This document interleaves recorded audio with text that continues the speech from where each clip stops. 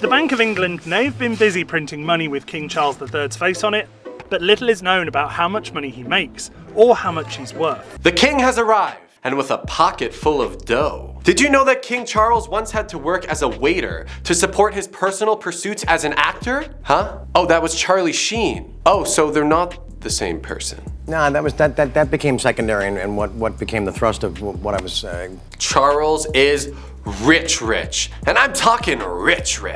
Like, your pockets couldn't handle this type of cash flow. How much is he worth exactly? Let's find out. Firstly, it's important to remember that King Charles was in fact born into Britain's wealthiest family. I take this opportunity to continue the tradition. The king himself was sort of set up.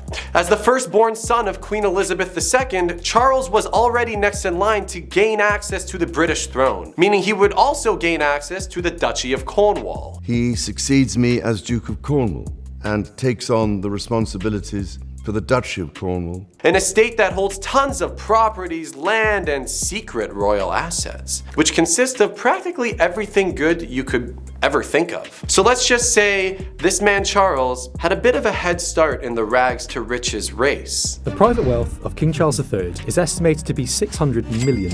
The king began earning a decent chunk of change as a child. When Charles was a kid, his mom Queen Elizabeth was already next in line to inherit the many assets of the crown estate. This means that baby Charles was wealthier than you could really ever imagine. Put it this way, before Charles was crawling, he probably could have purchased an Aston Martin. I mean, theoretically, of course. I don't think he had a baby bank account set up to make the purchase of a car, but baby Charles sure as heck could have found himself in the driver's seat like James Bond. Princess Elizabeth and Prince Philip spend a happy afternoon with the world's most famous baby.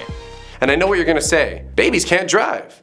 But in baby Charles's defense, he'd probably be a safer driver than most people in London. Now that I think of it, has Charles ever driven a car in his life? Okay, we're getting off track now. Once Charles's mother took over the throne as a 3-year-old kid, Charles was already set up with the Duchy of Cornwall. This private estate consisted of land, homes, and commercial properties, and was practically served to Charles on a golden platter. According to The Guardian, the future king earned approximately £265,000 from this estate, which obviously only grew as he got older. This begs the question, as an adult, how much did Charles make annually before becoming king? Well, to answer that question, the wealth of then Prince Charles, now King Charles, and his wife Queen Camilla is primarily derived from the Duchy of Cornwall, which generated £28 million in profits for the couple in 2018 alone, thus representing around 90% of their income.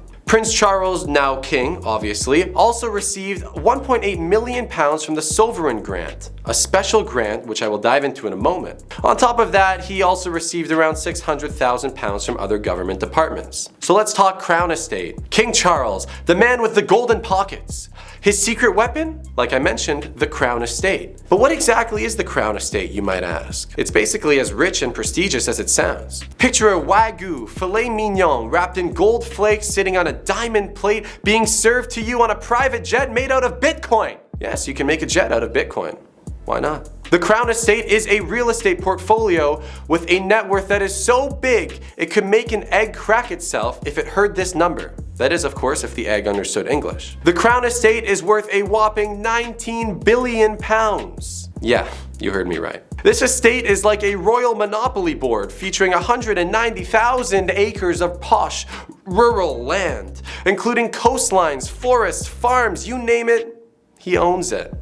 And it's not just your average backyard. We're talking Ascot Racecourse and Regent Street, the shopping hub of London. Queen Elizabeth was no slouch either. She turned this property portfolio into a real estate empire, allowing King Charles to literally roll around in the royal dough. Cue the majestic laughter. Now let's not forget the taxpayers' pounds. As if he hasn't got a big enough checkbook already, why not take money from your own hardworking people's taxes, right? Remember the Sovereign Grant from earlier? Yes, that multi-million pound grant. Well, what I might have glossed over is the fact that the grant is calculated based on the yearly profits of the Crown Estate, which usually ends up being around 25% according to BBC. So yeah, we fellow blokes are paying direct tax money into Charles's pockets. Honestly, Charles, you take e-transfer?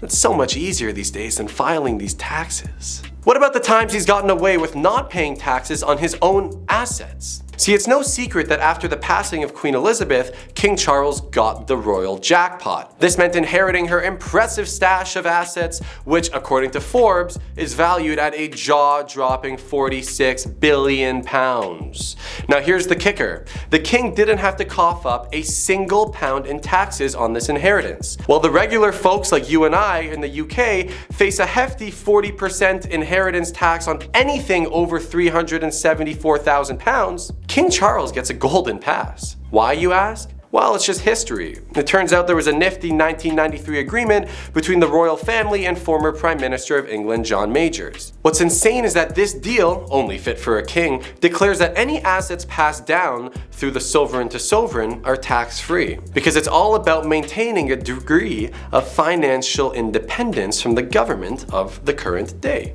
And in this case, the king reigns supreme.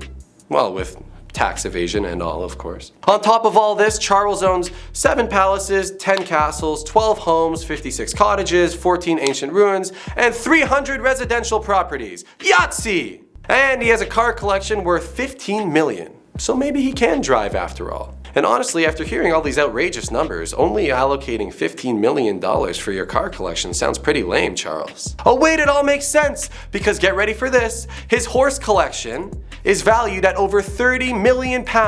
Yes, horses! Imagine having £30 million worth of horses. There must be some joke here about horsepower, right? Something? No? Can't think of one? I got none.